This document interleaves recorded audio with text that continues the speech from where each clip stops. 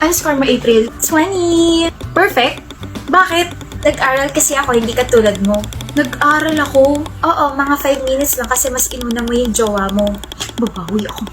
Makikita mo! E di bumawi ka, let's see kung sino mas matalino sa ating dalawa. Ano score mo sa exam? 41. 41? Wala ka pa sa kalingkingan ko, April.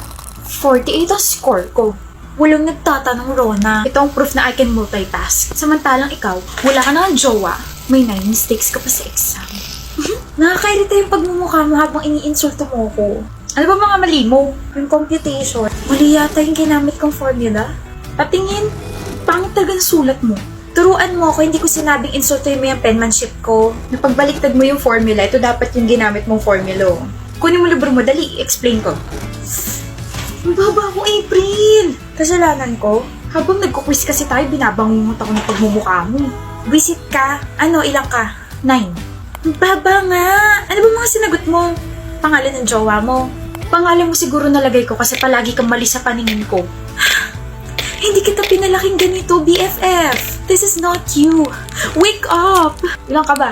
9 rin. Pumali ako sa true or false eh. Tignan mo, 9 ka rin eh. Magkaaway ba kayo? Hindi. No? Eh bakit parang magkalaban kayo lagi pagdating sa exams, quizzes at saka recitations? Para kayo nagpapayabangan ganun. Rona? Totoo ba yun? Are you competing with me? Are you threatened? Bring it on. Ganun ba gusto mo? Alam mo, Kayla, this is just how we motivate each other. Friendly competition, tapos kami lang yung nagkakaintindihan. Pero okay kaming dalawa. Hindi kami magkaaway, di ba? Oo, hindi kami magkaaway. Palagi ko nga siyang tinuturuan kasi mas matalino ko kaysa sa kanya eh.